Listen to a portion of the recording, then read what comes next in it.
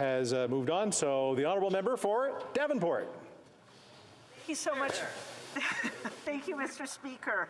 It's a true honour for me to stand in this House on behalf of the residents of my riding of Davenport to speak to Bill C-8, an act to implement certain provisions to the economic and fiscal update, which was tabled in this House at the end of last year by our Deputy Prime Minister and Minister of Finance on December 14, 2021.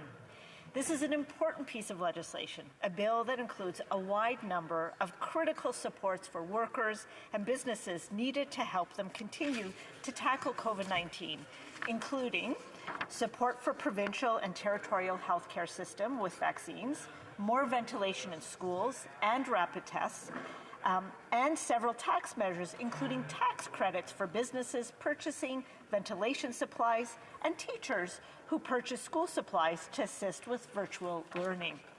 Mr. Speaker, since the beginning of this pandemic, keeping Canadians safe and healthy has been our federal government's top priority. Canadians have sacrificed so much over the last 23 months to protect themselves and their communities. When this pandemic is finally over, our national government will ensure that the lessons learned from the COVID-19 pandemic underpin Canada's pandemic preparedness in the future to make sure that Canada is always ready moving forward. But in the meantime, there are things we need to keep on doing now to continue to keep Canadians safe and to support our recovery. Mr. Speaker, I will focus my remarks on 4 key areas of the proposed bill: improving ventilation in schools and community buildings, rapid antigen tests, small businesses air quality improvement tax credit, and COVID-19 resilience stream. Now, regarding the improving ventilation in schools and community buildings, as you know, Mr. Speaker, the COVID-19 pandemic has been difficult for families and educators, with school closures followed by varying degrees of reopening. But with students across the country now back at school and the continuing impact of the Omicron variant, we need to make sure that our children and our teachers are in a safe environment. Improvements to school ventilation are an important component of that. That is why today's legislation proposes up to an additional $100 million to provinces and territories through the existing Safe Return to Class Fund, as well as $10 million to First Nations for on-reserve schools. We're also giving the provinces and territories the flexibility they need to spend the funds on ventilation-related improvements they deem the most important. This includes repairs or replacement of heating, ventilation, and air conditioning units, increasing maintenance of existing systems to ensure optimized operation, and other interventions that bring in more outdoor air or result in cleaner air, such as the installation of operable windows or portable air filtration units. Mr. Speaker, as you may recall, the Safe Return to Class Fund, originally announced in August 2020, provided $2 billion to provinces and territories in their efforts to ensure a safe return to school and protect the health of students and staff. For example, the fund is helping provinces and territories by supporting adaptive learning spaces, improved air ventilation, increased hand sanitation and hygiene, and purchases of personal protective equipment and cleaning supplies. In my riding of Davenport, 18 schools have benefited from this fund, which is amazing. So additional funding that we are proposing in the bill, so Bill C-8, and what we're discussing now, if approved, will provide the complementary funding provinces and territories continue to need as they work alongside local school boards to ensure the safety of students and staff members throughout the school year. As our economy continues to recover and grow, parents should be able to fully return to work and to trust that their children are learning in a healthy and safe environment. School is critical for schools' development, their mental health, and their future success. Now, moving on to rapid antigen tests and ensuring that they continue to be available to Canadians and to businesses, as they will play a key role in helping to keep Canadians safe as we continue to find our way out of this pandemic and move into a post-COVID economy. Mr. Speaker, as you know, throughout the pandemic, our federal government has continued to ensure that provinces and territories can make decisions based on public health advice and not budget limitations as we work together to keep students, teachers, staff, and families healthy and safe during this unprecedented school year. For example, we've provided over $3 billion in direct transfer payments to the provinces and territories for testing and contact tracing through the Safe Restart Agreement.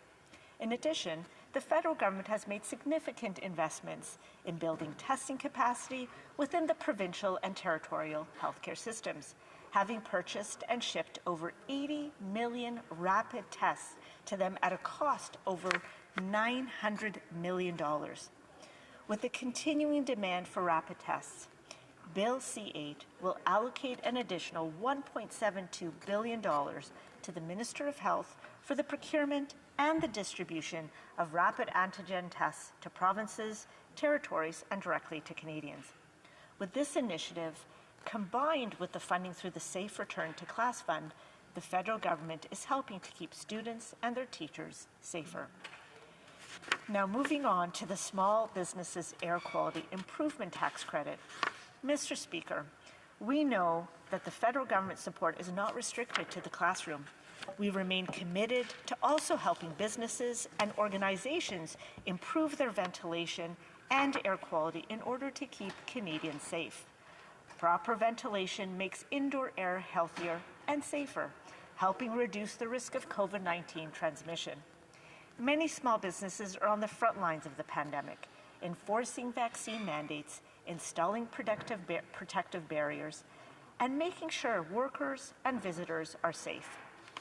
Many want to make further improvements to their indoor air quality, but investing in equipment to improve ventilation can be very costly. So with Bill C-8, the federal government is proposing a refundable small business air quality improvement tax credit of 25% on eligible air quality improvement expenses incurred by small businesses to make it more affordable for them to invest in safer and healthier ventilation and air filtration.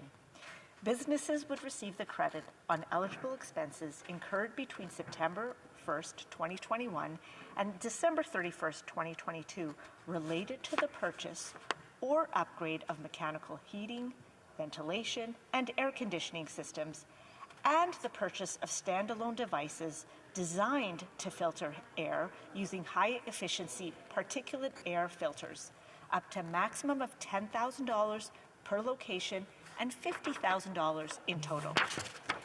Eligible businesses would include Canadian-controlled private corporations and unincorporated sole proprietors. The credit would also be available to eligible corporations and individuals carrying on business through a partnership. By helping businesses invest in better ventilation today, the government is helping to keep Canadians safe now and in the future.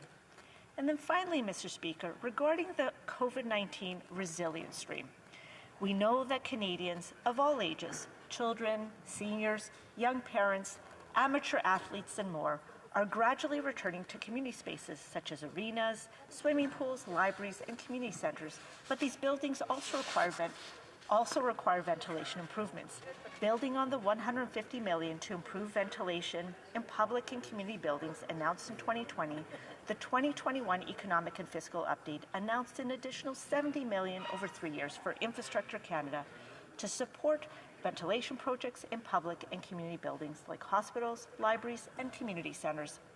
Funding will be delivered through the COVID-19 resilience stream of the Investing in Canada Infrastructure Program. So in conclusion, Mr. Speaker, I can assure this House that the government will continue to work with provincial and territorial partners to provide a healthy school environment for students, teachers, and staff members in this challenging time. And we will continue to do whatever it takes, for as long as it takes, to beat COVID-19 and protect Canadians and Canadian businesses through this crisis.